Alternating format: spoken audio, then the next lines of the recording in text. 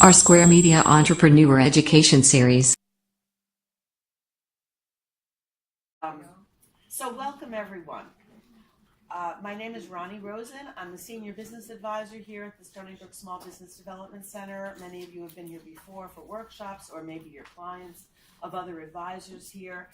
But if you don't know about the Small Business Development Center, I'll just say for 2 minutes that we are a free service. We are paid for by your tax dollars. So if you have a business, you're thinking about a business, you need some guidance, if you need a business plan and you want someone to help you understand how to write the business plan, we don't write it for you, but we can help you develop it, do a little editing for you. We have various, we have several different advisors here. We all come from different backgrounds, so I could not get her to come. But most of our speakers do it, like Rajiv. He's coming here today from Manhattan. So let's all thank him for doing that. It's yeah, really. He came on our famous Long Island Railroad. So thank you very much for doing that. And I'll introduce him now. He said to just say Rajiv, so here he is.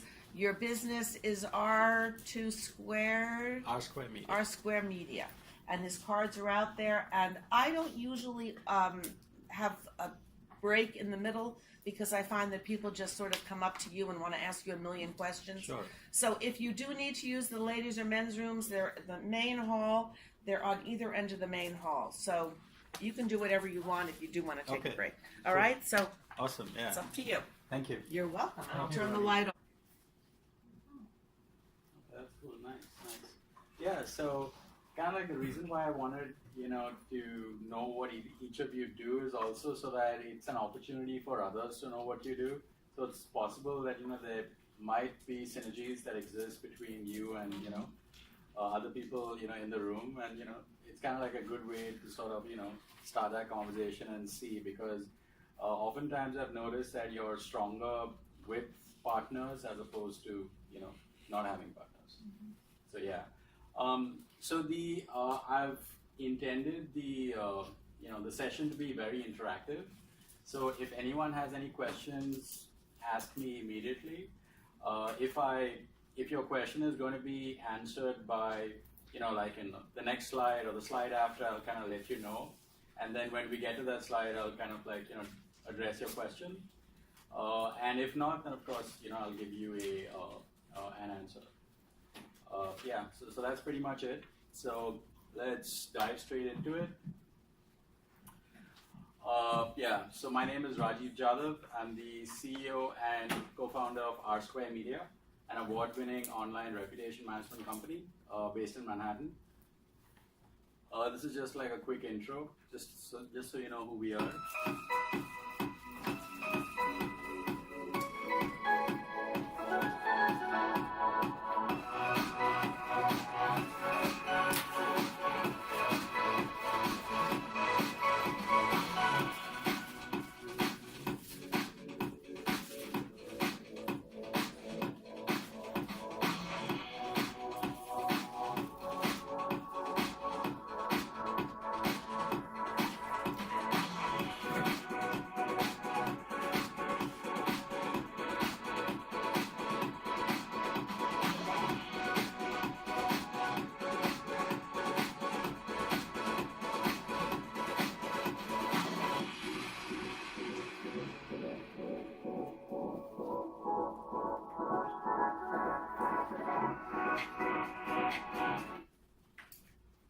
Yeah, so that's kind of like a quick intro as to like who we are. This is a quick kind of like summary. So we've been around since 2012. We're, based in Wall Street. These are a few of our clients. They kind of like span health and wellness, technology, professional services, education, nonprofits. And we work with clients both nationally and internationally. And we're powered by, a really great team including Stony Brook. We have like a lot of interns that are from Stony Brook, so thank you, Stony Brook. As well as, other schools, including my two alma maters, NJIT and Emerson. And yeah, so SEO, what the heck it is, or why you need it.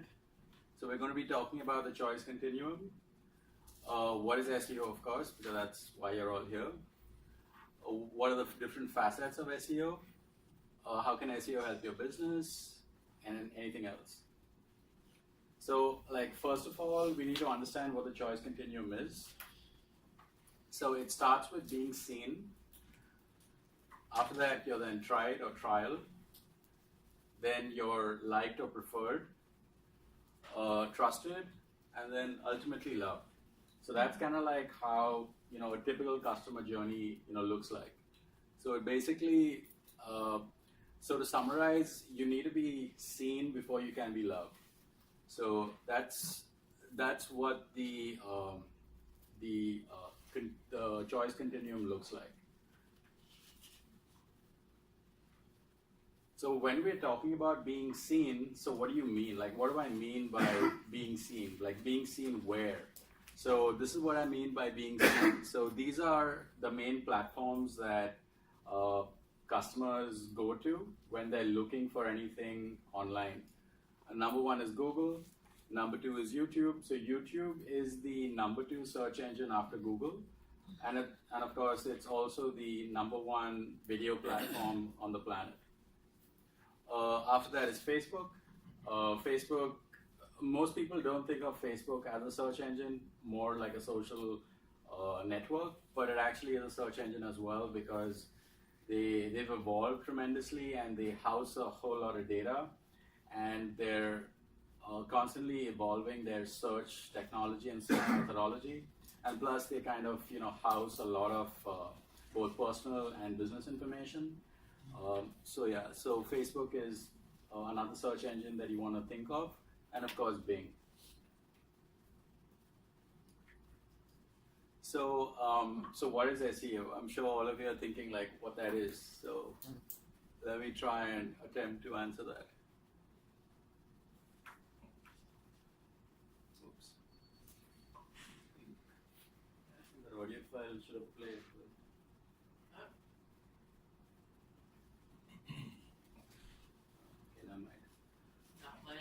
Yeah. Hey man. Oh. Oh, hey buddy. What's up? I was just wondering how your new business is doing. It's, going great.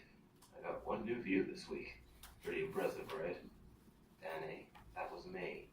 Even then, that was 2 weeks ago. Well, in that case, no. I haven't had much luck with my business as of late. Could it be that selling magic kits was a bad idea? No, dude. It's the way you market and advertise. You should try using SEO. S-E... what now? SEO. Search Engine Optimization. Oh, I get it. SEO. So, what is SEO? I'll tell you. See those top searches over yonder? Yeah.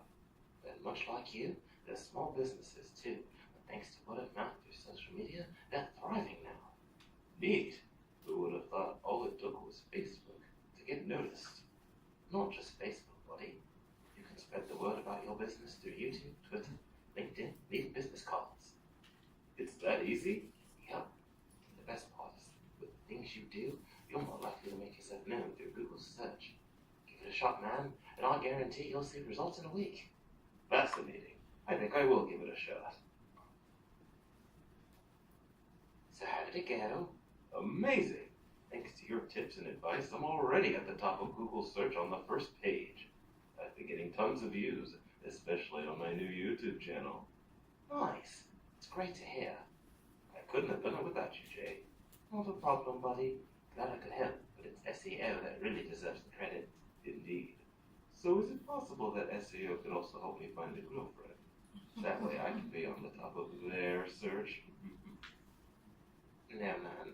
If I were you, I'd just go out more often. Yeah, so SEO stands for Search Engine Optimization.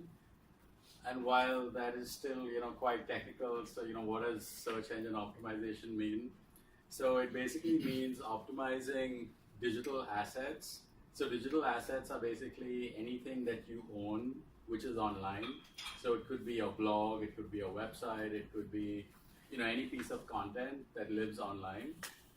And the idea is for that to be seen in search results. So this process of making content appear in search results is what SEO is all about.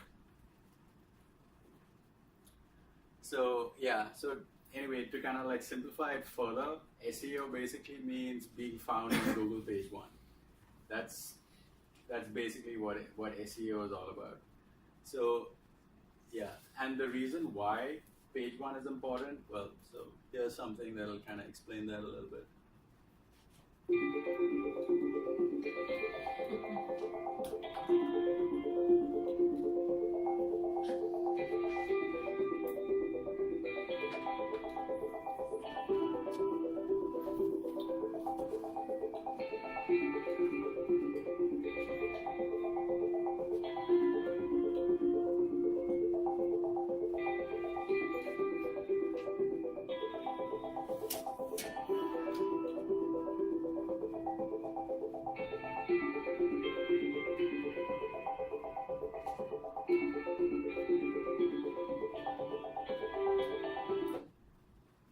Okay, so I know that was like kind of like pretty fast, but I'll kind of like break it down for you a little bit.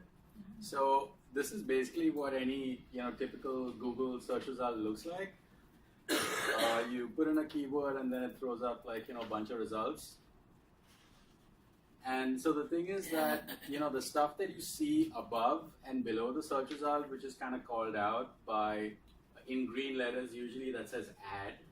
So that's actually a paid ad, which is part of Google's advertising program called Google AdWords. And those are the ones that appear on the top and at the bottom.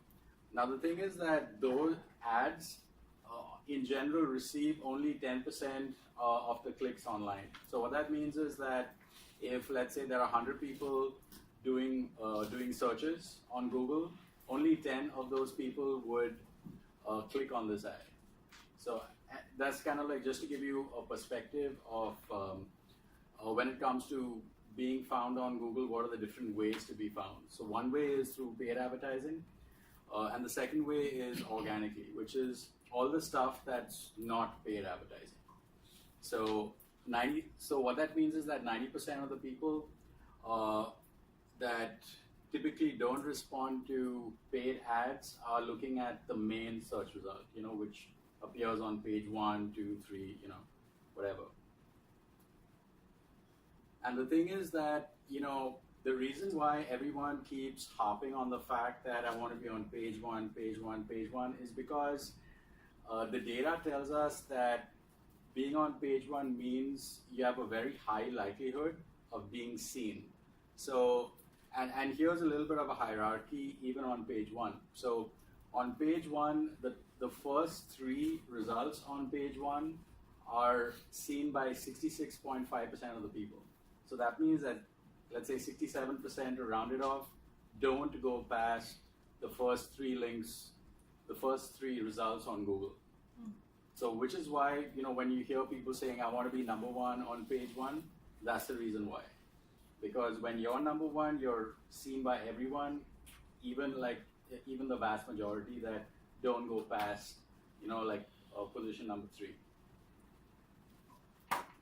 And as far as after position number 3, so as far as page 1 goes, so page 1 is visited by 94.5% of people online. This means that 4.5% of people are the ones that actually venture past page 1 and go to page 2, and then beyond. So it's kind of like the graph looks kind of like this.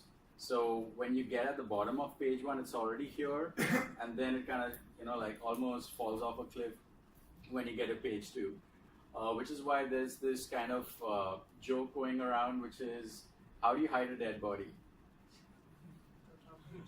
That's right. There you go. Yeah. So that's the reason why. So page 2 is a place where usually no one goes. So that's the reason why page 1 is like really important.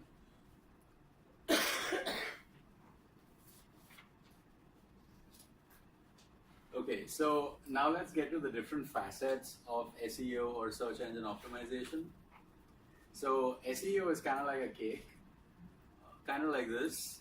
It has like different layers, and each layer has a certain significance in the overall, let's say, science and art, because it's a mix of both science and art, and I'll explain why in just a moment. So the first facet is what's called on-page optimization. So what this basically means is anything that you want to be seen on Google, whether that's your blog or your website or your video or your picture or whatever, that piece, that piece of content, you want to optimize that so that it appears, in the Google search. So that's what on-page optimization means. Optimizing that page, like your website. Off-page optimization means if you have a website and that website is supported by other things like social media, like it's supported by, let's say, your blog, your Facebook page, your Twitter page, your YouTube channel, your Instagram account, your Tumblr account, whatever your social media that you have. So all of those other assets that support your main property, in which case the main property being your website, so optimizing all of those assets that kind of makes like a surround sound effect is what off-page optimization means. Because when I say page, I'm talking about the website. So on-page means optimizing the website. Off-page means optimizing everything aside from the website. Hub and spoke. Hub and spoke. That's right. That's a great analogy. He said hub and spoke. Hub and spoke. You have a bicycle wheel, a hub, the spokes are the satellites. Yeah. That's a great word. I'm going to use it. Thank you. Yeah. Remember that when I call you for help. For sure. Absolutely. I'll Absolutely. give you one more. Search engine prioritization Okay. over optimization. Yeah. So it's kind of like that's actually part of it too. And then the other part of it is keyword research, and I'll kind of get into why keyword research is important. But to summarize, keyword research is basically the entire, let's say, science of figuring out what your customer is using to find a service like you online. So it kind of gets into things like, so let's say somebody said they're an architect, right? Yes. Right? So it's possible that if you're a new business that your customer perhaps doesn't know the name of your company.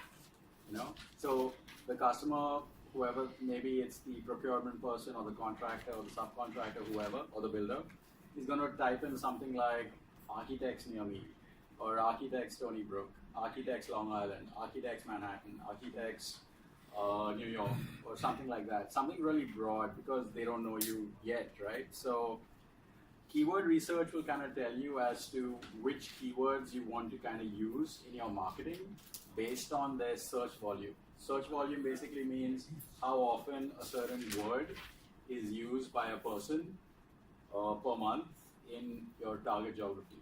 So Google has a tool that can tell you, you can find out the search volume of any keyword, by city, state, even national, and global. So if your market was Long Island, Nassau, Suffolk, and maybe the 5 boroughs, you could actually find out with a fair amount of specificity what that search volume for a certain phrase was, and then you could decide as to if let's say architect near me is searched 500 times a month versus best architect is searched 20 times a month. So then you kind of know like which word you want to use in your marketing, and you can take like a really objective call. Can you talk a little bit louder? A little louder. Oh really? Okay, cool. Sure. On the keyword research, I'm sorry, how do you find out what words are useful? Right. Yeah, so this is kind of just the overview.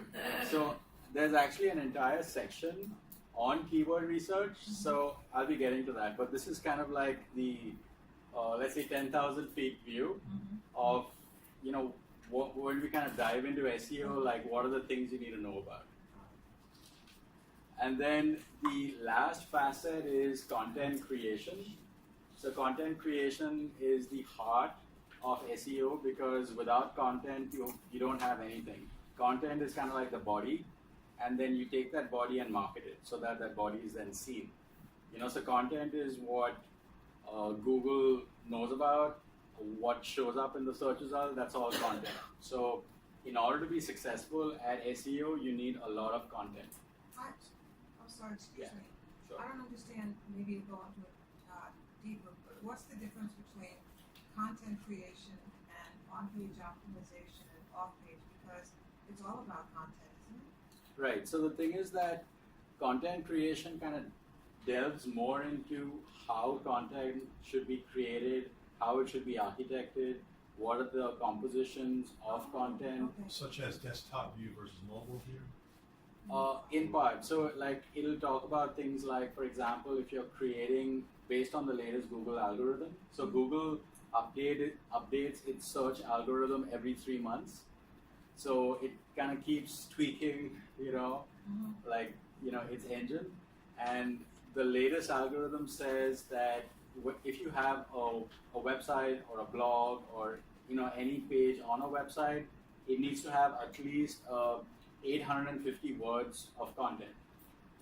So when we talk about content creation, we're talking about what is that criteria that you need to think about when you attempt to create content to market your business so that it's compliant with Google, so that you can then be found by Google, so that when you start being found on Google, customers can then find you, like you, and you know how that the search Now that you continuum found, is. you want to make sure you're showing up on first. Exactly. But it's a journey. Also, Google has a compliance. Yes. So when I say compliance, I mean Google has a certain set of rules that it changes from time to time. It kind of publishes what criteria it looks for and what it deems important, and that changes with time. So, for example, many years ago, it was if your business was architect and you had a website called architect.com, that would mean you would kind of like really skyrocket to the top of Google because the name of the keyword and the name of the website was like the same thing. So wow, you jumped the line and you were right on top. But later it kind of started looking at things like you need to have a lot of traffic coming to your website. Your content needs to be engaged with audience. By that, it means it looks at things like how much time do people spend on your website? Do they just come and peace out, or do they come and spend like 5 minutes or so looking through your content, reading it and stuff like that? So those are like some of the nuances and some of the criteria that Google considers as important in its perfection of its process. Well, Yeah. Google has been in the news very recently for their algorithms. Right. Okay, and political Right. divide. So are they changing those algorithms now? Or are they? They change the algorithms every Are 3 they- months. So are they rethinking what they've been doing? Because I mean, I don't know what Mountain View is thinking, but so they do publish but it. that can hurt certain businesses if you're not on. Absolutely. Quote, page. Absolutely. So there are only 10 spots on each page of the search results. So which So is how why. How do you get around that? Is there a way? Well, yeah, you could hire us. But basically, everybody's fighting to be on that first. I mean, like literally Yes. everybody online is fighting to be on page one. Right? Yes, absolutely. That's a very premium real estate, and the reason for that, like I demonstrated earlier, was that 66.5% of online audiences don't go past the first 3 positions on page 1. So even let's say if you're number 8 on page 1, I mean, it's great, you're on page 1, awesome, but still, you're still kind of losing out because 65% of people potentially aren't seeing you. That's just kind of like how it is. So I'll be kind of getting into like the different aspects of how you go about kind of wrangling this beast. But yeah, so I mean, if anyone has any questions, of course, like you're asking, please certainly, ask me. And of course, if I think it's going to be addressed, we'll answer it a little bit later. But you're saying you're sort of what rated by Google by frequency, right? I'm sorry, I'm not able to hear you. That you're rated. You're rated. They're basically, Oh, you can't hear. You're rated. Read it. Rating you. They're evaluating. They're giving you points, kind of. Right, yeah, and those, let's say, I mean, they don't have a formal scorecard, but there are certain, criteria or characteristics that a website would have, which would make Google kind of show them higher than others. And I'll be, getting into that, in a couple of slides. Yeah. I have a question. Sure. So those first three spots, they can be switching around all the time. Where Oh, absolutely. The top one gets to be the third one, and then Right. where people like you look at that and say, okay, what are we doing? What can we do better to make us go right? Absolutely. And sorry, I have other questions about the cost of it. It seems to me that small businesses that can't afford to hire someone are always at a loss, obviously, because they can't spend the money to create the most optimized website. They can't do all the. No, not true. So- Look at it. You can optimize your website. Yeah, so the You thing can is, provide like, valuable Yeah, you kind of have to pick your battles, so it's like one of my business coaches told me, pick a niche and get rich, so it's, you kind of have to figure out what your niche is and kind of just go after that, so, and I would kind of suggest that as opposed to trying to kind of, go after everything, because I don't think that's feasible.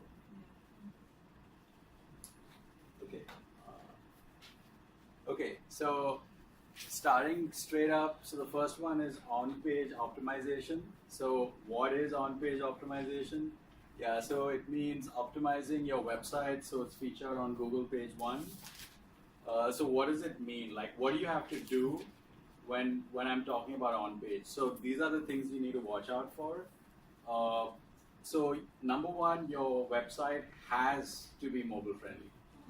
Like, it has to be. Like earlier, and by earlier I mean 2010, 2011, it was, if it was mobile friendly, wow, awesome, you're progressive. Now, if you're not mobile friendly, that's it, you're dead.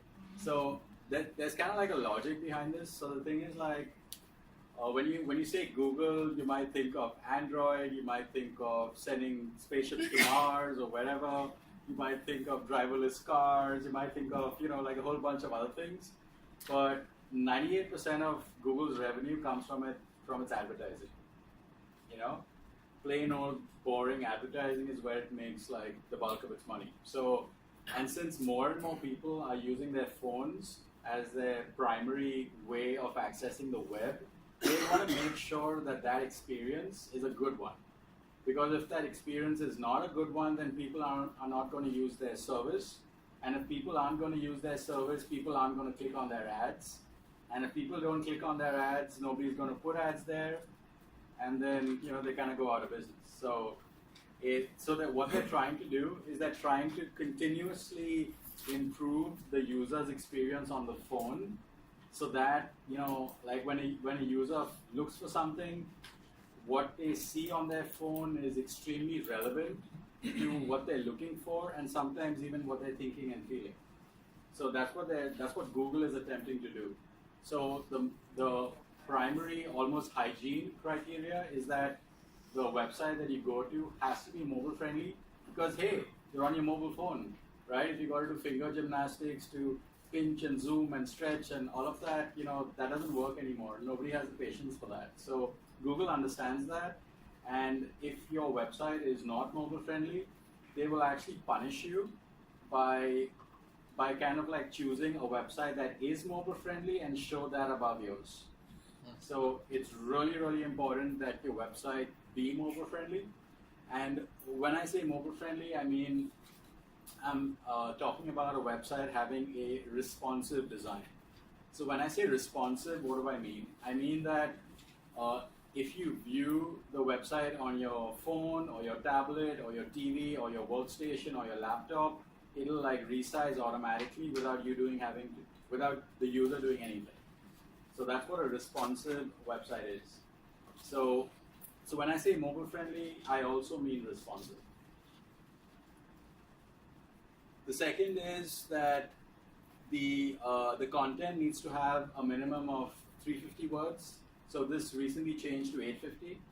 So that was an update that came out like very recently. Yeah. On the mobile friendly aspect, aside from the resizing, are there any other things that could tank you when it comes to what is really mobile friendly? You know, so something like this way, got to scroll a lot. They don't really want to scroll a lot. There's too many places to click, Yeah. so it has nothing to do with No. that. It's got nothing to do with the scrolling, because when you're on your phone, you're gonna scroll. You know, that's just how it is. Well, sometimes people get annoyed when they have to keep on clicking on things in order to get to the end content that they're looking for. That's something that comes into that definition of mobile friendly? No, but what you're referring to is what people call UI, that's user interface, and UE, which is user experience or UX. So what you're referring to is kind of like trying to make that end user experience as pleasant as possible when they land on your page, so that the person that lands on your page stays on your page for like a good amount of time. So this is more from just a technical aspect when you're talking Yes. about mobile friendly. Yes. And is that 850 words, does it have to be in one post or? No, paragraphs this are is gonna per be page. multiple per page, Per so page. it could be broken up into different topics on the same page. Yeah. Okay. Like just to kind of keep it really simple, so let's say you had a blog on your blog, which is now usually housed on your website as well. So your blog article needs to have 850 words minimum. So that's because if it had less than 850 words, Google would think that this is not really an article. So I mean, it would come in the category of like, even though it sounds really ridiculous, but Google might think of it as a tweet, as opposed to an actual legitimate page, on a website. So now it requires that your page have 800 plus words. The page has a picture. The page has font size that's more legible, and I'll kind of get into that a little bit. Does this include shopping carts? You're selling merchandise? Yes. And you're just showing products and titles of the projects and prices? You're looking for more than that? Oh yeah, like if you notice on Amazon, since Amazon is the largest electronic marketplace on the planet, if you look at Amazon and eBay, you'll notice that on each product page, there's like a whole lot of content. You have like description, you have reviews, you have specs, you have comparisons. So all of that is content, and it all ties back to the SKU that you're looking at. So if you think about it, these laws are pretty universal. I thought you had to have less for people to read. That's what I was thinking. Nobody has the attention span for 850 words anymore. But Maybe the but system. yeah, but that's what Google I know. requires Okay. for you to be seen as legitimate. Now, of course, to your point, yes, people now would much rather watch than read. So it would help if you had a video on your page just to kind of help with engagement. But you kind of have to have the basics in place, and the basics are to have these amount of words on your page. It's good to know. Yeah. Can I ask you with the blog? So if Sure. you're doing like a weekly blog, Yeah. each one has to have 850, Yeah. not everything on. Yeah, each. Okay. So if you were to try to game the system, so you have your normal website and below that you have ba going on, are they going to be able to detect that? Oh yeah, for sure. Now they've gotten like really intelligent. Yeah, somebody had a question. Yeah. So, the page, the word thing, even on a blog that is on your website, Right. so you're saying each blog post, Yes. which is on your website, Yes. which has other blog posts, Yes. each has to have 850 words. Yes. Okay. Yeah. So that's not included anymore. Oh, that's not so bad. Yeah, Yeah, because that markup language is basic code, but what Google is talking about is text that's viewable to the public, like any visitor that comes.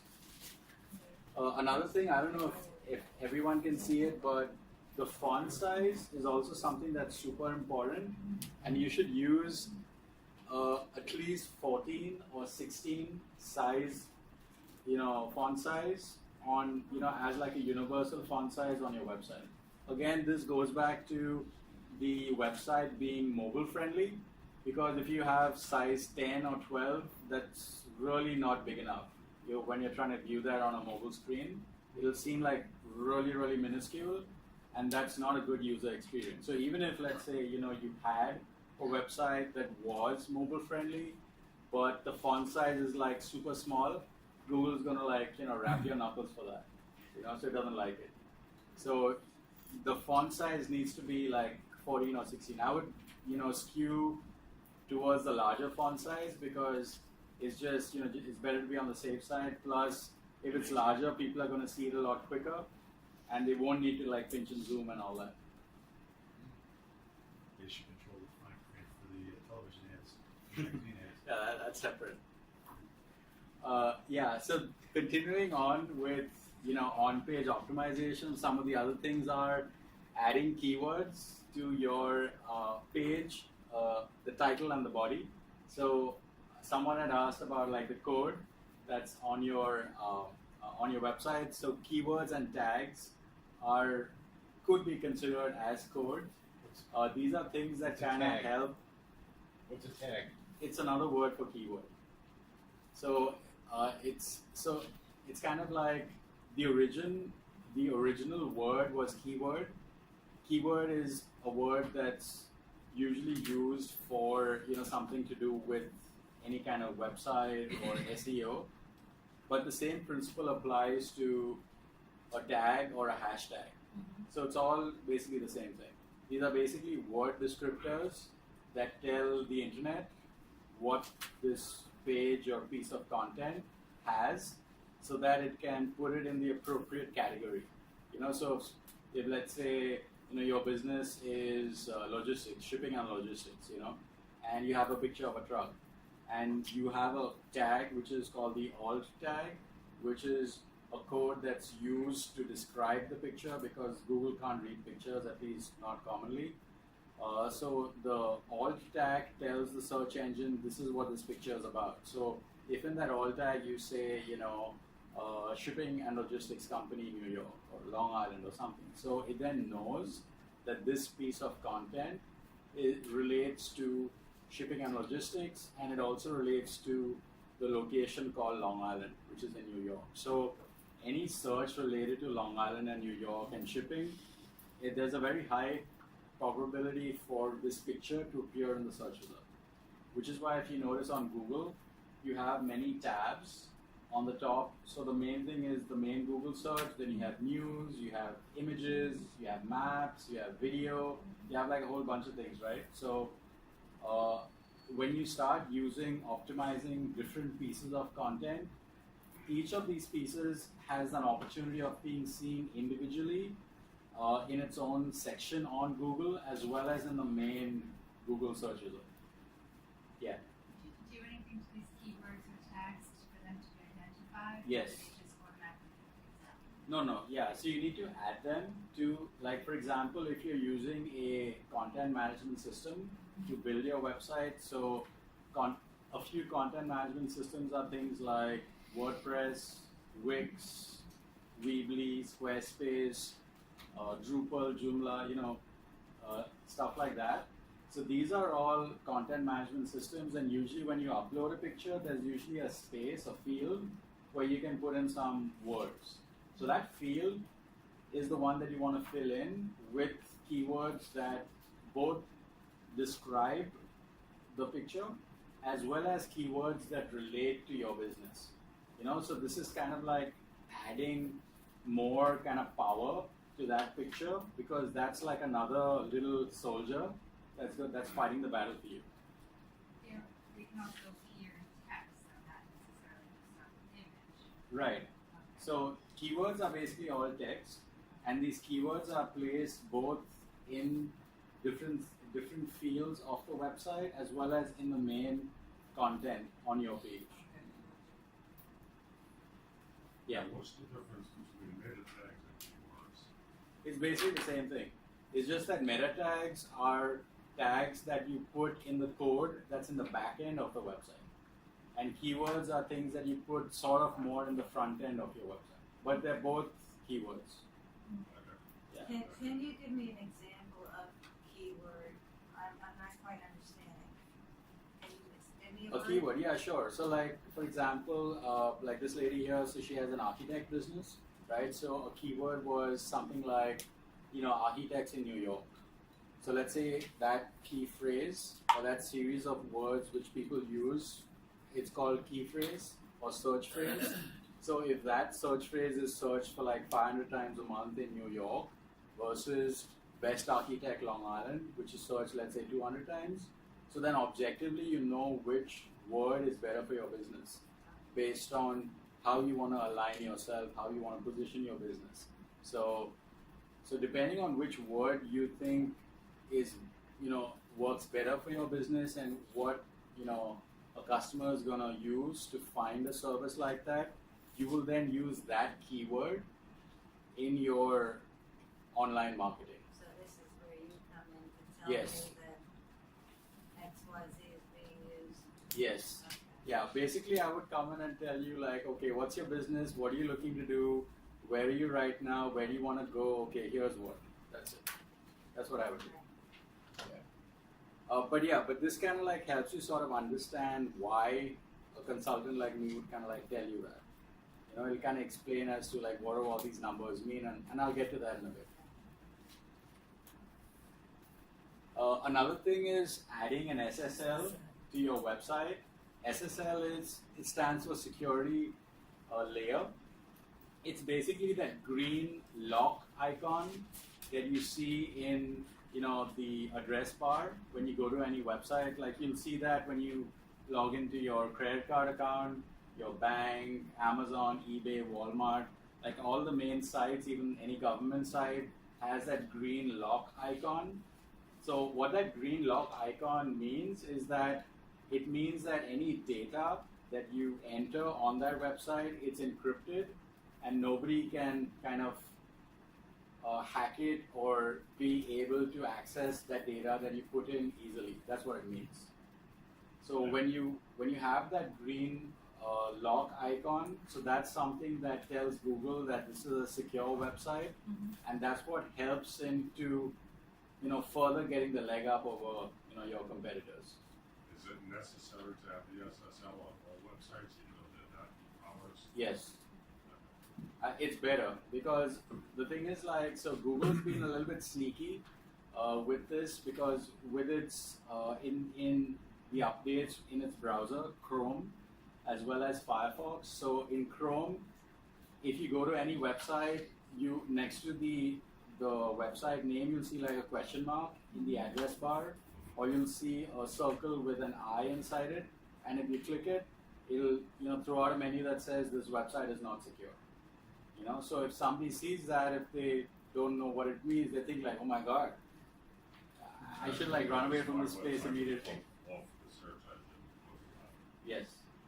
It also changes it to HTTPS. Yes. Repeat That's the right. question so that somebody can hear your question. Right, yeah. So what she just said is that when you add the SSL to your website, and this is something that you can do through your hosting company, whether that's HostGator or GoDaddy or whoever, Bluehost, there are like many hosting companies out there, but whoever you use, you can get the SSL added to your website through that hosting company. And usually it's the hosting company that you go to buy your domain name, and it's also that same company that you use to buy your web hosting, and other things that relate to making your website go live. So that isn't something that you put in your content No. like WordPress. That's the hosting company's job. Right. So it's kind of it's an additional service that you have to pay for. Yeah. It's kind of like ADT on your house, kind of. I So thought it was something I had to add, but I tell them. Yes, but it's something that you have to pay for in addition to whatever sure. it is. Yeah. The acronym is HTTPS is what your website address will read as. So previously it would be HTTP, that's the standard, and when you add the SSL, it will be HTTPS. The S stands for secure.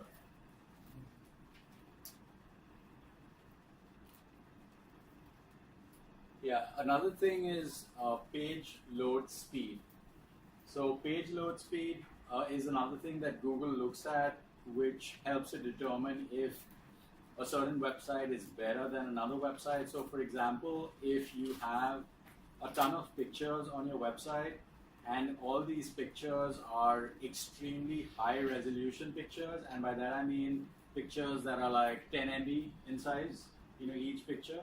So that's something that Google doesn't like, because when you're on your phone and you're trying to go to a website that has a lot of pictures like that, that picture is going to take a long time to download on your phone or on your computer or wherever, because it's a very heavy image.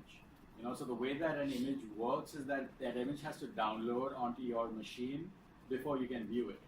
So if that image is if it's like a file that's really big, it's going to take a while for it to download.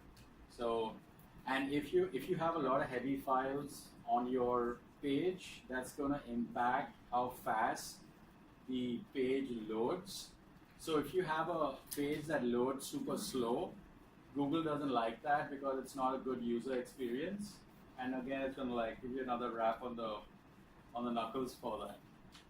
Yeah. What is the recommended resolution to scan that? Yeah, so it's not so much about resolution as it is about the size of the file. So you want to be in kilobytes, not megabytes.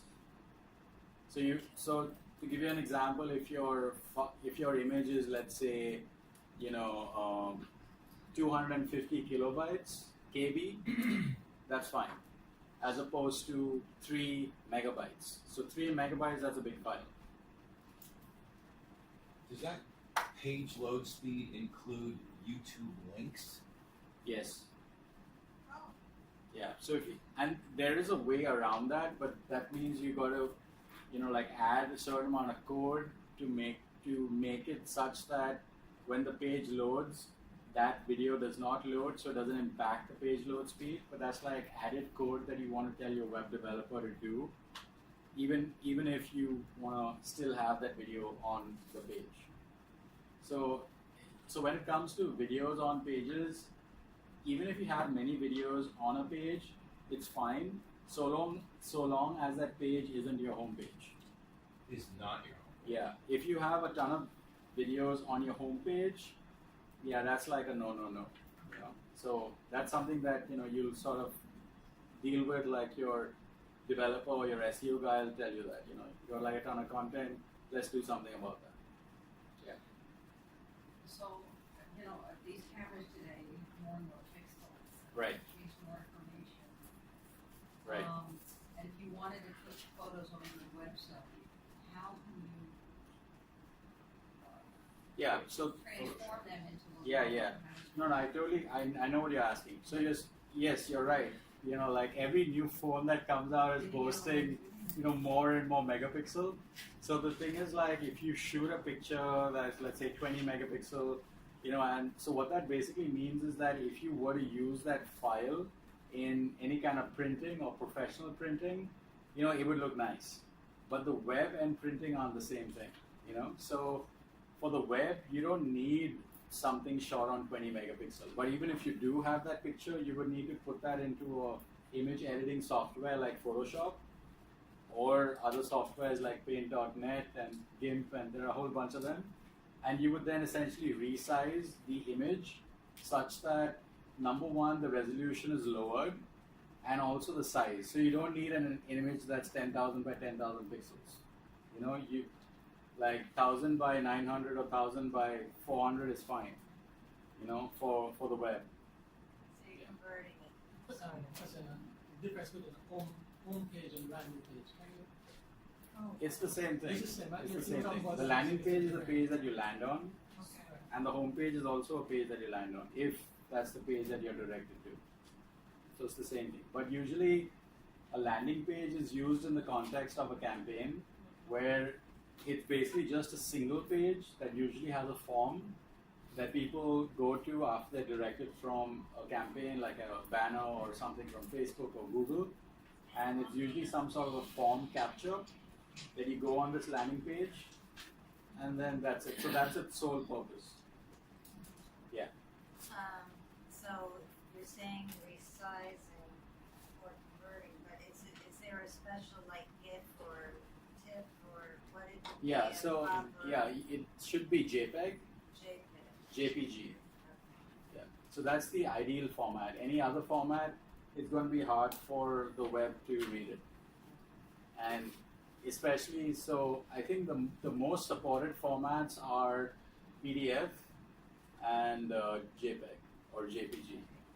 Any other file format, it's probably not going to read, and plus, unless your business is such that it requires for like a TIFF or something like that to be downloaded for other use, if it's for like just standard use, yeah, I would just stick to JPEG. Okay. I have a slideshow on my homepage, Uh-huh. but on the mobile version, they take that away. How does that When you say take it away, what do you mean? Well, I mean, It doesn't display? The responsive site doesn't display gets rid of the Okay. slideshow. Yeah. So as far as the slideshow goes, you need to have your developer work on it to make that slideshow responsive as well. So there are two fixes. One fix is that you can get the developer to make it responsive.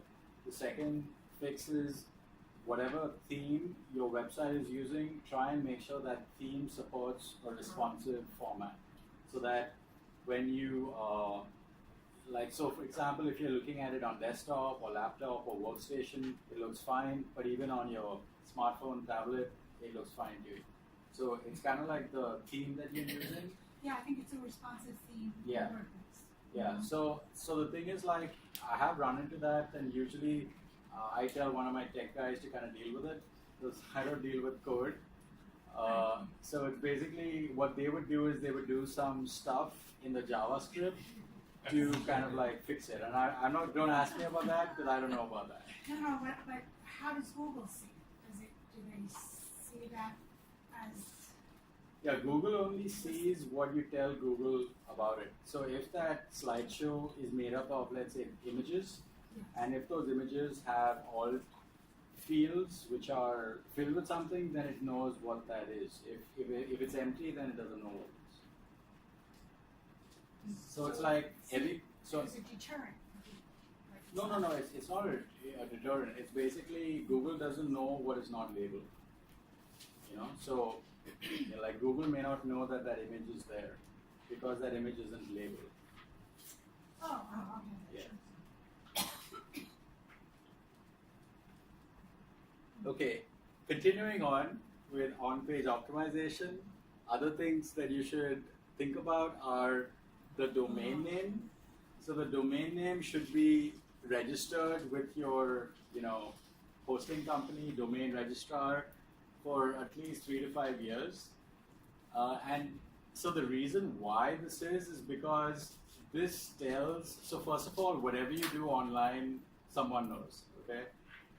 Google definitely knows it, and the registrar also knows it. So the thing is, like, if you register a website and you register it only for a year, Google knows this, and it then knows that, okay, this business has registered it for only 1 year, so maybe it's not a serious business, because they're going to be gone in a year. Now, if on the flip side, if you registered your domain name, which is the name of your business for, let's say, 3 years or 5 years, so the registrar publishes this, Google sees that, they see that you've registered it for 5 years, they're like, oh, okay, this is a serious business. So that's like another variable that comes into play when Google kind of, indexes your website. I mean, there are many variables, but these are like some of like your basic that you really, really want to think about, when you're, doing it. Is there a way to get that name forever? I mean, is Yeah, absolutely. You can register it for like 10 years, 20 years. Yeah, you can totally do that. Like whatever the your domain registrar will allow, like whoever you use, whether it's HostGator or Bluehost or GoDaddy or whoever. Yeah. Or WordPress, can you do, is it called WordPress? No, that's a content management system. That's something totally different? Yeah, so that's your platform that you build websites on. Right. So the registrar is something different. Registrar is kind of like your DMV, where you go to register your car. So it's kind of like that. Yeah, another thing is adding images and video to pages. So I know that we talked about this earlier. So Google kind of, earlier if you just had a website that had nothing on it but just text, it was okay. But now like web standards have changed, and like I said, Google is all about improving the end user experience. So they want for that experience to be pleasant. So, and keeping that in mind, they want for your let's say a blog article to have a picture on the top. They want for it to have video in that post because they know that when somebody sees it, it'll be a pleasant experience. So it's kind of all geared towards a pleasant user experience. And as far as using video and pictures, so when it comes to pictures, yes, you need to resize it as we discussed earlier, and then you can upload it directly into your website. Videos, on the other hand, it's best to embed videos using the embed code that you would get either from YouTube or Vimeo or whichever video platform you use. This way, your server does not have to host the video and then stream it. That's like a lot of cost. You don't want to get into that, so let YouTube do that for you. And all you would have to do is basically just put that code in your page. And since you mentioned WordPress, so WordPress also has evolved tremendously. Now all you have to do to get a video in your blog post is basically just copy the the URL of that video and just paste it into the blog post, and poof, it populates the video automatically. So it's become a lot simpler as well. I've got a crazy question. Sure. I never watch the videos at the top of the page because they always have an ad preceding them. Right. So that is part of That's Google. YouTube. Yeah, Yeah. that's YouTube. Yeah. Which Google owns. Yeah. So it is. Would it ever be possible where that would be an unfavorable thing to have the video at the top of the page? No. No. No. So the thing is like. So other people actually watch the videos? I'm just saying. Oh yeah. Oh yeah. Absolutely. Okay. All right. So like YouTube has been very aggressive in making you sign up for their new service called YouTube Red, which is their ad-free platform. It's also, they're trying to fight Netflix. Everyone's trying to fight Netflix as far as streaming content and stuff. And one of the payoffs of YouTube Red is that it's ad-free. Yeah. So it's almost like you're paying them to not see the ads. I do. Yeah. So so if ads bug you, then Yeah. maybe that's something to consider. Wait, is that on the user end or a server end? User end. Okay, so I can't put that in so that nobody sees ads for my videos or something? No. So it's at the user end. So if the user is a Red, customer, they're not going to be served ads based on, the subscription connected to the account that they view the video from. Didn't you say not to put the videos or big photos on the homepage? Right. So if it's embedded, is it okay or? Yeah. still not? Yeah. If it's embedded, it's fine, and it's also it's better if you kind of limit the number of videos you have on a single page, especially if that single page is a home page, because that's going to impact your page load speed. Yeah, you also want to add a sitemap to your website. So a sitemap is essentially, it's kind of like your global navigation, but all kind of expanded. And it's usually what you would see in the footer of your website. So footer is basically the bottom part of your website. You'll notice that some websites have like all the links kind of listed there, like in columns. So that's basically what a sitemap is. And that's another thing that tells Think of it as like the chapters in a book. You know, so the sitemap is like that Table of index. contents. Yeah, the table of contents. How do you limit the size of a page? For example, I have a web page, and it just goes on, and I don't know when it stops. I know I have to fix my mobile part. I saw Right, that right. firsthand. Right. But how do you know when? Were you just hitting the page that you would see on the part of the page you would just see on the screen? Right. Yeah. So the thing is, like, you know, if you're using a CMS or a content management system, then in that content management system, you can kind of define what is the top part, what is the bottom part, and what each part has, which is universal.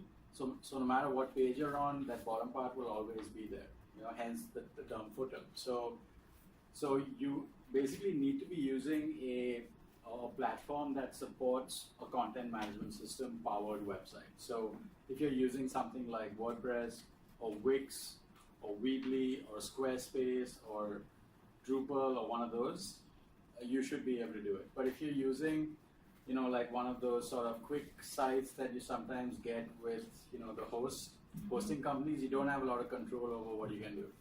Yeah, so that's the difference. I'm sorry, did you say like the word cloud could be considered a sitemap? I'm sorry? Could something like a word cloud be considered a No. sitemap? Word cloud is associated with tags Okay. to a certain page or a certain article. So a sitemap is basically, it kind of lists the various sections of your website by page and subpage. So think of it as like an expanded view of your global navigation, which is usually seen on the top of the website, and it has drop-down menus if it has. So the sitemap would be kind of like an Excel file which has everything sort of listed out, where you don't have to kind of click on anything to see what's inside. It's all listed out already. So that's what a sitemap is. It basically tells the search engine what the website contains, how the website is organized, what are the different sections, and what's in those sections. Could be as simple as, who was asking the question? I was. Could be as simple as just rectangles on the top of your website Yeah, that I've says. got those and the thing on the left as well, but then also got like a word cloud down here, and I didn't know where it was directing its attention to, but now I get it. Thank you.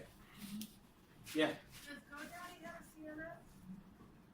The one that it offers just by default, that's not a CMS, but it allows for you to, like, it supports many CMS. Like, it supports WordPress, it supports Drupal, it supports Shopify, it supports all of these things, which are CMSs, which you would then use to, you know, like, build your website through.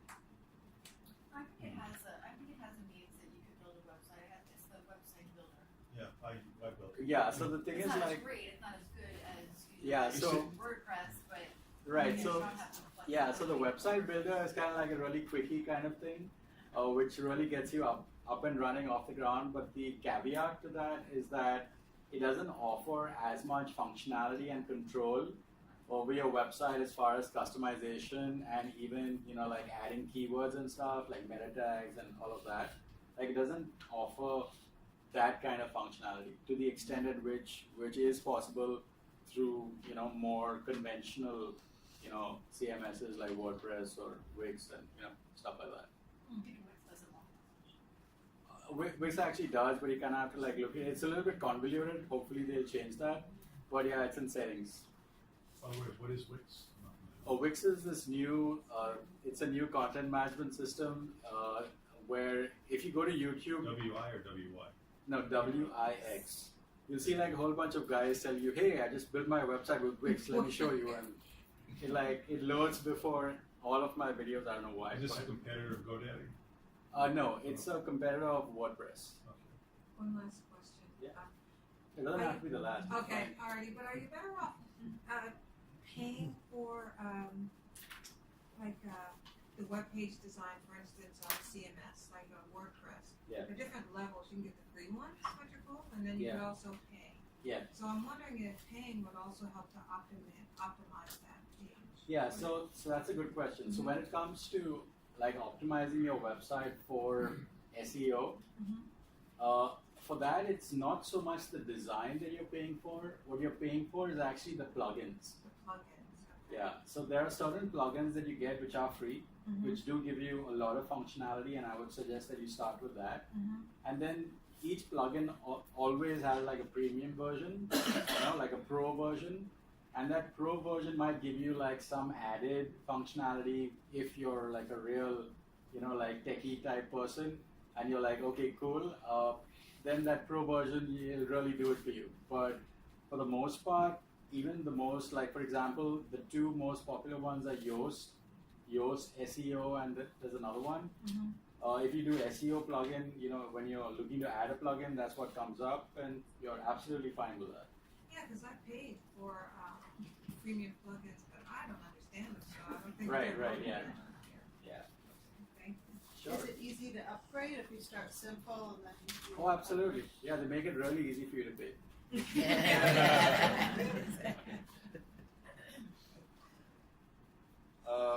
So now that was like the first chapter, which was on-page optimization.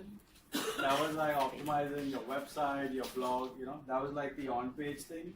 Now we're going to be talking about off-page optimization. So off-page is basically everything that's not your website. So we're talking about things like your social media, your Facebook, your YouTube, your blog, your Twitter, your, everything that's not your website. Everything that's not your website, that's connected to your website and is also owned by your business. So that's kind of like the context where I'm going with. So some of the things that you want to think about when it comes to off-page optimization are things like optimizing your YouTube channel and also optimizing the videos that are housed on your YouTube channel. And I'll kind of show you what I mean by that. So I would say, just to keep it simple, you don't need to per se remember these terms of on-page, off-page, whatever. You just need to think about, how do I get my website to come on Google page 1? And how do I get my how do I get my social media to come on Google page 1? That's basically what you want to think about. At the very, starter basic level. So this thing about on-page, off-page, these are just like technical mumbo jumbo that you really don't need to care about.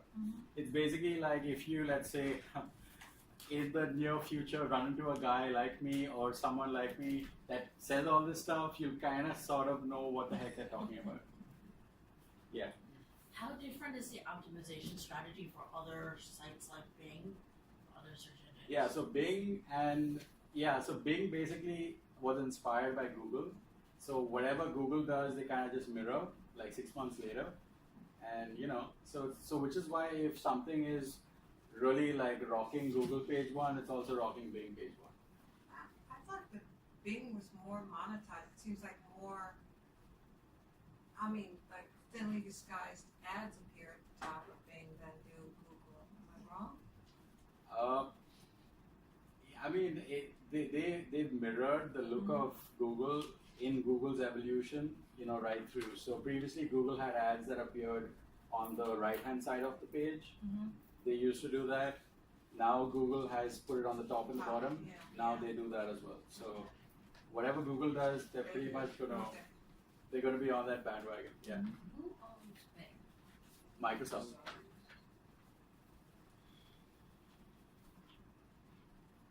Yeah, another thing is optimizing your Facebook fan page. So basically any, social media asset that you have can be optimized.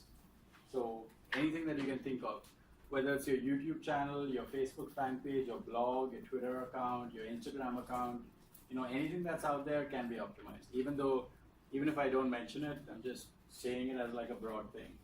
Can I get on page 1 without a Facebook fan page or not? Yeah. Okay, cool. Yeah, you can also optimize your blog. So when it comes to optimizing your YouTube channel or optimizing the videos that are housed on your YouTube channel, what you want to do is you want to add keywords to the video title.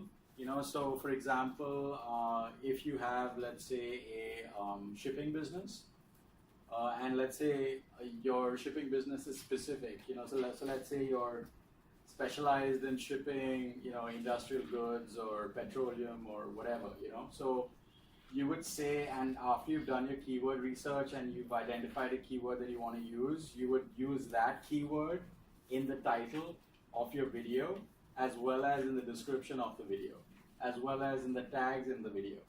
You and it has to all be in sync, because that's what kind of Google looks for, so that it knows that it's, this video needs to be associated with this category. So that's what tells it that it needs to be associated. And I think the next couple of slides will kind of explain that in a more visual way as well. So you're saying it's in the title itself in a YouTube video? Yes. Not just the keywords you can add in the YouTube upload? Yeah, okay, so the thing is that, and I'll actually get to it. So when you actually see it, you'll know exactly what I mean. You can add keywords to the tag section. You can add keywords to the video description, and I'll show you like exactly what this is. You can add keywords to the channel description and also the about section, and this is part of your YouTube channel if you have a YouTube channel. You can add keywords to the title, description, tag fields of the Creator Studio.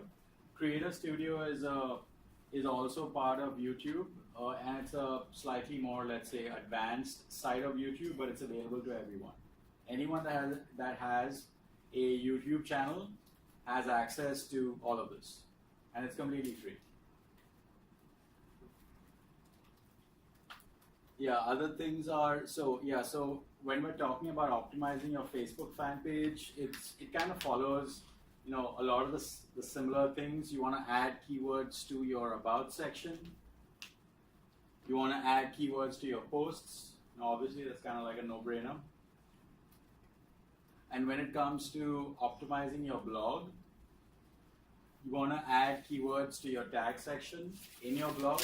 So there's a separate identified section called tags, and that's where you kind of add your tags to your blog post. So there's a section for keywords and a separate section for tags.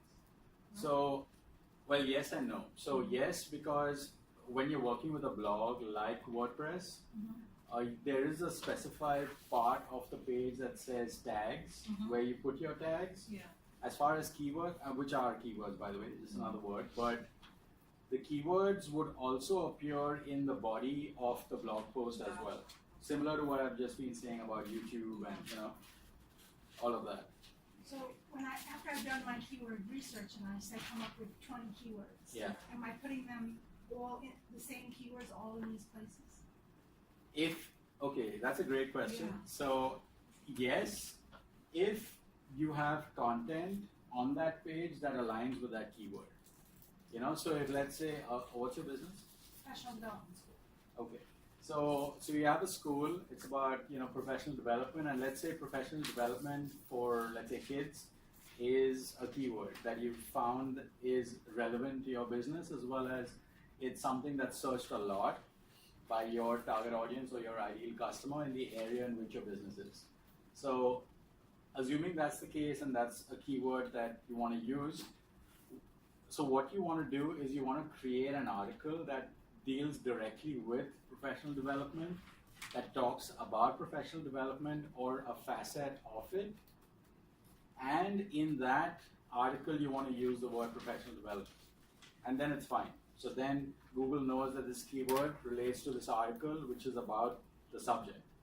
Then it kind of all comes together, because if you were to add a keyword that did not relate to that article, then that keyword wouldn't do you any good, because Google will not, it won't kind of look at that keyword that does not relate to that article. It'll only look at that keyword that does relate. So if you were to kind of like categorize your keywords based on category or service, you could then start creating content related to that category, and then start putting those keywords that relate to the category in articles that relate. So it's all about relevance. Okay. Yeah. Thank you. Sure. Yeah, so the next section is what's called keyword research. So this is, like a really, really, really important. Actually, everything is important, but this part is like really important as well. So there are basically 3 pillars to keyword research.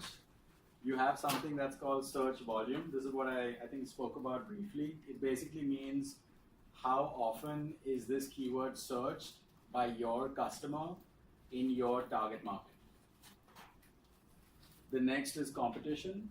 So competition means what keyword is used most or not as much by your competitors in your target market. And the third is bid price. Bid price basically means for a certain keyword, like if you were to use Google's paid advertising platform, which is called Google AdWords or Google Ads as it's now rebranded, that's the approximate price that you would need to pay every time somebody clicks on your ad if you had an ad. So these are like some of the things that you see when you do your keyword research. She explains why those always show up on the top. Yeah. So this is what when you go into your tool on Google AdWords, you'll see, and you do a search, you'll see like a table like this, and I'll kind of like tell you what all of this means. So first of all, like on the top, I don't know if it's visible for the people at the back, but right on the top left-hand corner of the page, that's the part that you kind of define as to your target market, you know. So if you have a regional market, you'll put the regional market as Nassau County or Suffolk County or Queens or whatever the target area is, or Greater New York Metro or USA or whatever, So you can define with a great amount of like targeting, like what your market is, and based on your market, that's what you're looking for to give you a more realistic view. Yeah. You mentioned that. How do you know that your competitor using keywords anyway to find out? Yeah. What keywords they will be using? Yeah. So there are like different tools that you can use, but usually like when you see a keyword that has a really high search volume, which also has a very high competition index. So the high competition index means that many people are using this keyword. That's why it's a high competition index. So where you will see that? Well, that's right here. It's so here, you see here where it says competition? But how did you get to this page? Yeah, I'll tell you that. So, okay, well, so this is going to be posted on YouTube. So you can like pause it during this section of the video and kind of like zoom in a little bit. So the thing is, like here, it's mentioned as medium, high, low. And then you'll also have the opportunity, like here you see where it says download keyword ideas. So when you download this as an Excel file, it'll kind of mention the competition index it'll mention it in numbers. It's a scale from 0 to 1. So if you have a competition index of 0.95, that's high, versus 0.02 or 0.1, which is low. So that kind of explains what competition index is. Yeah, so the first part is like all the keywords. So these are the keywords that you're going to be searching for, based on the business that you have. The next is the average monthly searches. So this will tell you how often these keywords are used by customers in your target market.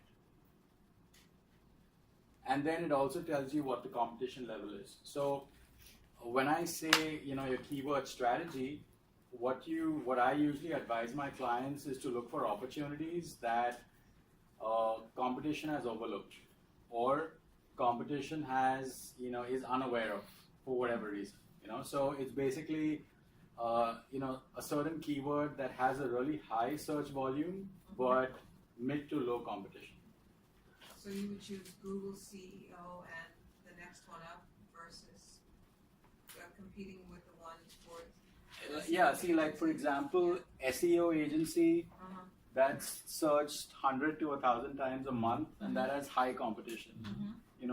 Versus let's say just SEO, that's searched 1,000 to 10,000 times a month, but that has medium competition. So I would go for the SEO keyword.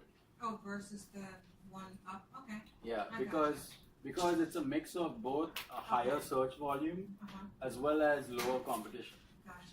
Good, thank Well, lower competition means you don't have as many, maybe I'm getting confused here. Yeah, so competition means the amount of people that are using, that are attempting to align their business to a certain keyword. So high competition means many people So are. we're talking opposite ends of the spectrum. Search is me, the customer searching. Competition is on the other side, the reciprocal. Yes, yes. So competition is basically other companies that want to be found. Yeah. Is there a limit to the number, did you say this already, to the number of keywords you can use? No, there is no limit. There's no limit. But keep in mind that you need to be able to support whatever keywords you make with a fair amount of content. Yeah. So if you have 1,000 keywords, that just goes to say you're going to need an exponential amount of content. So you really want to pick and choose carefully what keywords you want to use, because each keyword has to be supported very rigorously with a lot of content. And by content, I mean, I'll get to that in a little bit, but content is blog articles, social media, videos, pictures, you know, all of that, the whole 9 yards. And that's just for a single keyword, you know. So if you have like 20 keywords times 20. Here, before you go on the right side, top of page bid, low range versus high range. Yeah, so this is basically the bid range. So if you were to do a pay-per-click advertising campaign on Google Ads, this is what you would pay if somebody clicked on your ad. $5. Oh yeah, that's on the low end. Yeah, when I was at Citibank, Citibank was like absolutely happy for people to pay like, you know, $50 or $60 a click. You know, because it looks at the lifetime value of a client acquisition. Well, that's Citibank. That's Citibank, yeah. That's like a Yeah. drop in the bucket. Yeah. Yeah. Yeah, you were explaining before that you're lucky if somebody, if you're not on page one, the chances of somebody seeing you, it's exponentially the opposite, right? Correct. People don't go to page 2 or 3 or Correct. whatever. So then my question was going to be to you, because instead of putting all this money in building a website, does it pay to just find the ad? Because people are going to see the ad on page 1. So what is the trade-off there? So the thing is like, you know, so even if you do the ad needs to lead someplace. Yeah. You know, so that someplace is usually a website or a landing page, you know. Does it pay to buy the ad, I guess is the question. Well, yes, so it's kind of like if you, okay, so here's what it is. So you have the ad, depending on how you how you kind of like do the ad and the ad gets seen. Sure. Somebody, you know, clicks on your ad, you're instantly charged $10-15, whatever, you know, for that click. Then after that click, they then go to your landing page. Hopefully they like what they see and then they do what they're supposed to do, you know, and that happens ongoing, you know, hopefully. And at the end of that, you have some leads that you'll then follow up with, and hopefully those leads convert. And that's usually how the cycle goes. Now, if you do the paid ad and they go on your page, so the thing is that about 10% of the ads that get clicked on are clicked by accident. You know, so people like think that it's an organic search and they're like, oh my God, like no, I don't want this. Okay, get away from me, you know. So, and then they come to your landing page, they're like, oh my God, how did I get here, you know? So, and then they peace out, and then that's basically money that you lost. Unfortunately, that's just how it goes. So It should have like for 3 seconds or 5 seconds before they, after they do the oomph, they would have been gone.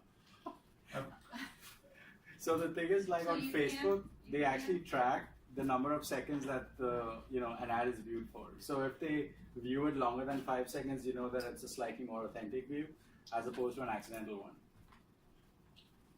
I have a couple questions. How does just in a succinct fashion, Sure. tied up the bid situation? How does that work with Google? So you just you're whether you spend $5, for example, for the first one or $18. Yeah, so his question was like, how does this whole bidding thing work? It's kind of like eBay, you know? So both you, let's say you and her are on eBay, both of you like this really sweet new iPhone XXX Plus that just came out.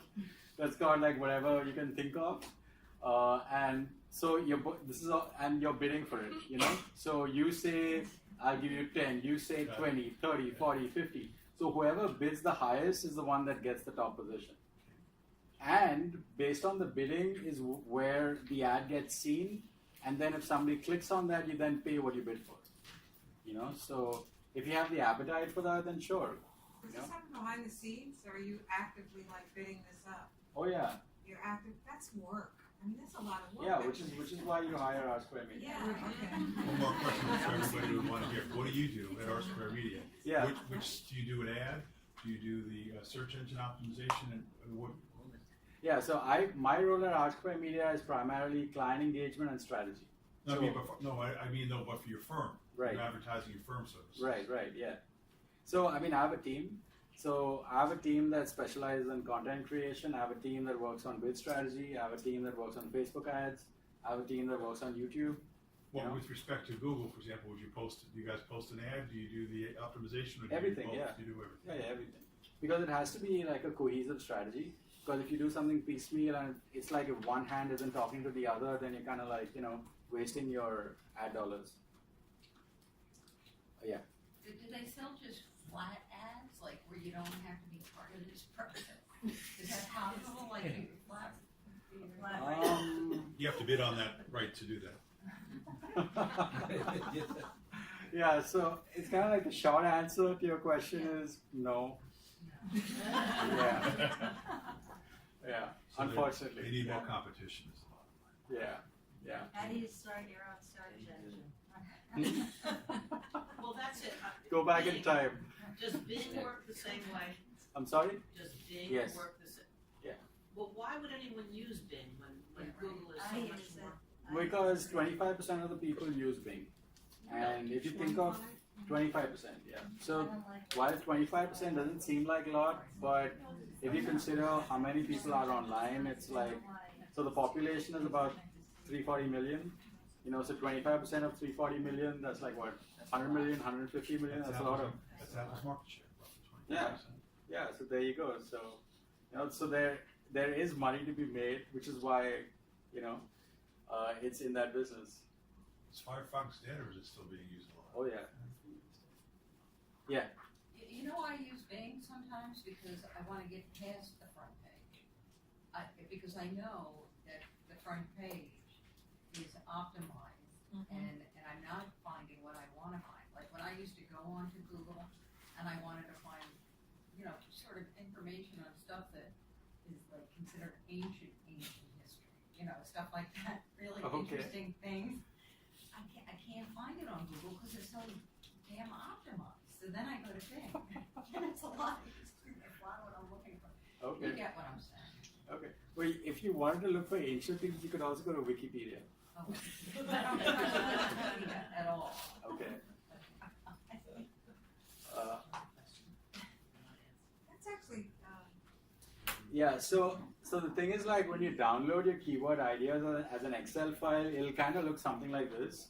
So just to kind of like touch on it briefly. So let's say this is a keyword strategy for a paint company. So these are like the keywords that, you know, originated from the study. It lists the searches per month. This is national. So here where it says a certain category like acrylic paint is searched 100,000 to 1 million times a month nationally. And that has a competition index of 0.096. You know, like 0.96 is the competition index. So I said it was a scale from 0 to 1. So 96 that's like almost 1. You know, that means very high competition. And here it says the PPC stands for pay-per-click. It basically means, you know, this is what you would have to pay for if somebody clicked on your ad. And here it says it's, at the time that the study was done, it was 62 cents. You know, and then it varies. Like some keywords are, like this is foam cleaner, that has 150, you know? Like it varies depending on the category. Another category that we were seeing on the last slide, it was like $18, $20, $50. It could be anything, you know? So it's, so this kind of explains, you know, how you would interpret the data, and you would kind of be able to take an objective decision based on what keyword, first of all, is relevant to your business, how often that keyword is being searched by your customer.